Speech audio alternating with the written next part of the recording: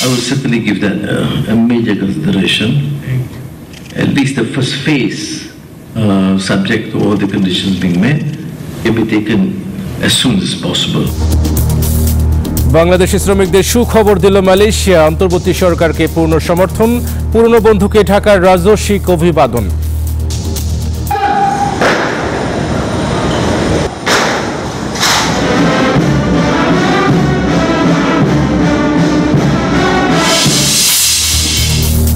সব প্রান্তের প্রাণীদের নিরাপত্তা নিশ্চিতের আহ্বানে মালদ্বীপে পালিত হলো বিশ্ব প্রাণী দিবস। পরিচ্ছন্নতা দিবসে প্যারিসে হয়ে গেল ভিন্নধর্মী প্রচারণা।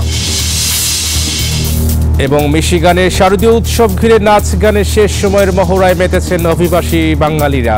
আনন্দ আয়োজনে চলছে চূড়ান্ত প্রস্তুতি। এবারে বিস্তারিত সংবাদ।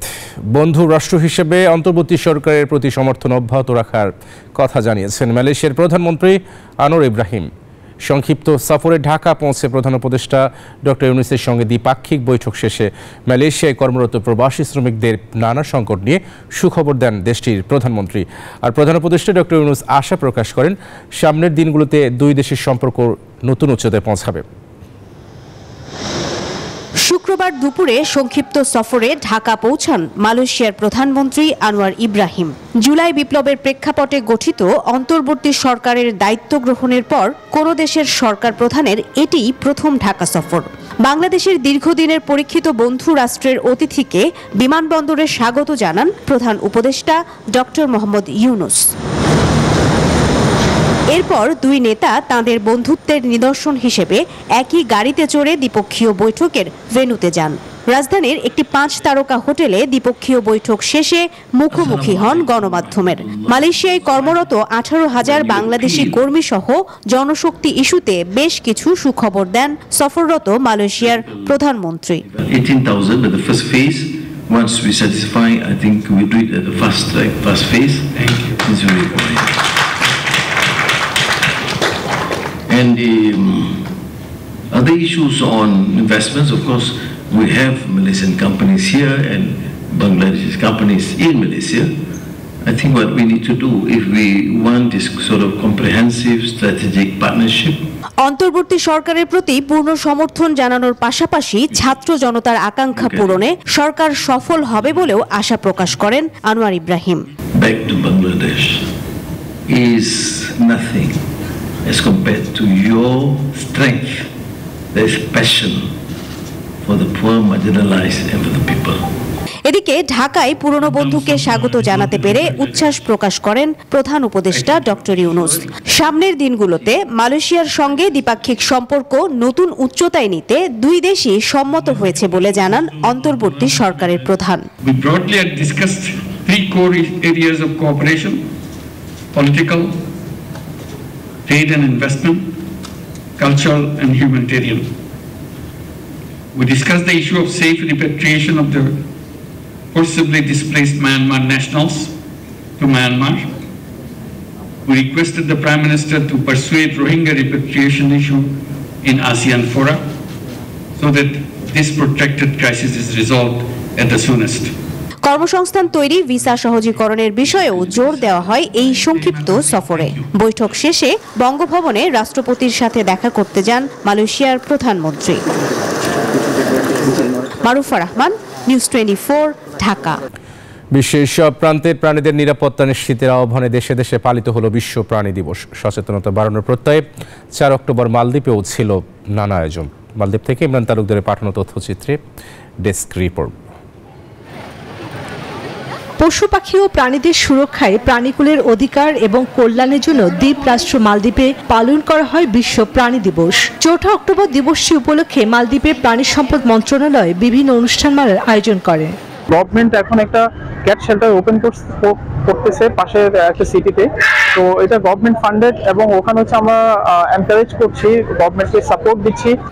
রাজধানী মালের আর্টিফিশিয়াল বিচের উন্মুক্ত স্থানে অনুষ্ঠানে পশু সংরক্ষণের সচেতনতা বৃদ্ধির লক্ষ্যে প্রায় 20টির বেশি ক্লিনিক্যাল স্টল অংশগ্রহণ করে। এতে বাংলাদেশি প্রবাসীদের উপচে পড়া ভিড় দেখা যায়।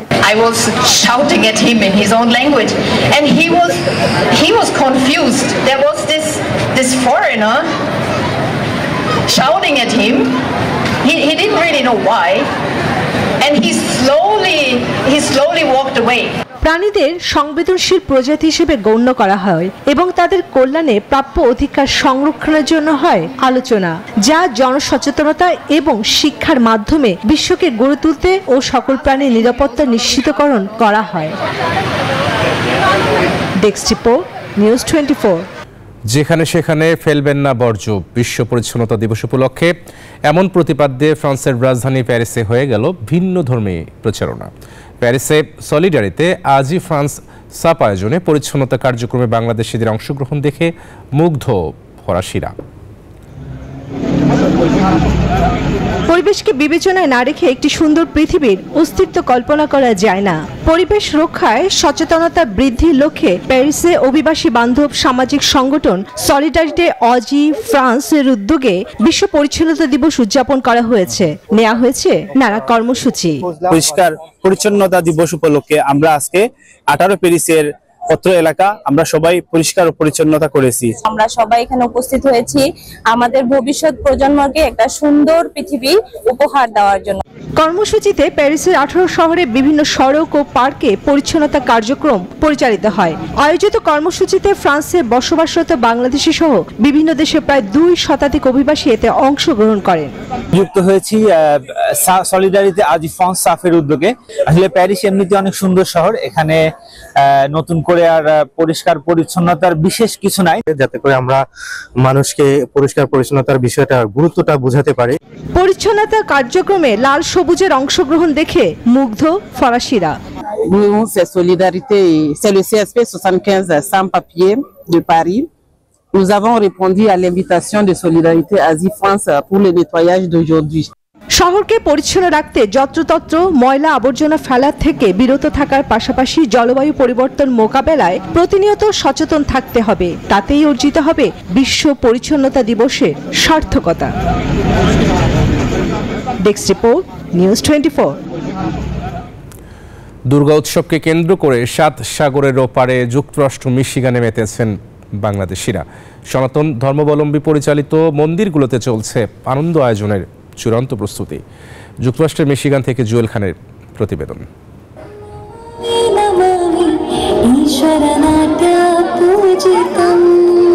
শারদীয় দুর্গা উৎসবকে কেন্দ্র করে বাংলাদেশি অভিবাসী সনাতন ধর্মাবলম্বীদের মাঝে উৎসবের আমেজ বিরাজ করছে।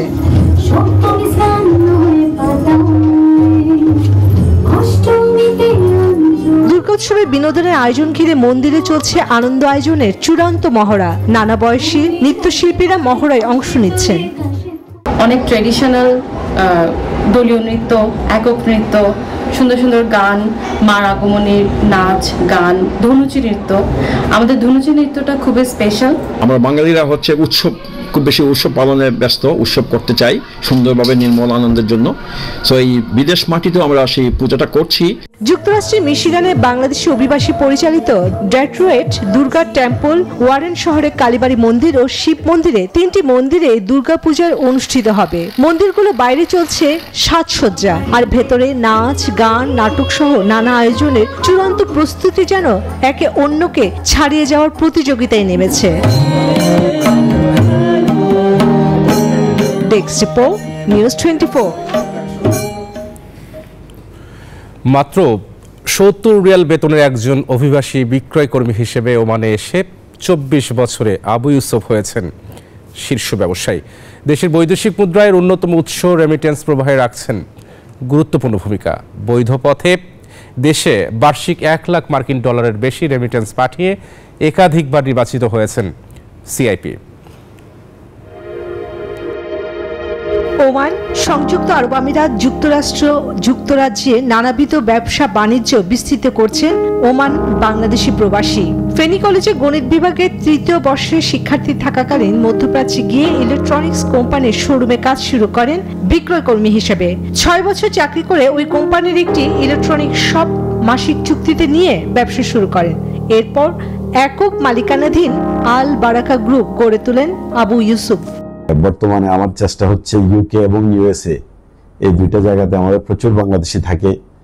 তো আমার বিজনেসটা মোটামুটি অনেকটা মাল্টি টাইপের, যেখানে আমরা বিভিন্ন দেশের কাস্টমার হ্যান্ডেল করে, পাশাপাশি আমার বাংলাদেশি কাস্টমারও হ্যান্ডেল করে।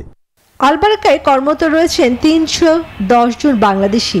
প্রতি মাসে গড়ে 1,30,00,000 টাকার মতো প্রায় 42,000 ওমানি রিয়াল রেমিটেন্স দেশে পাঠান বলে জানিয়েছেন কর্মকর্তারা।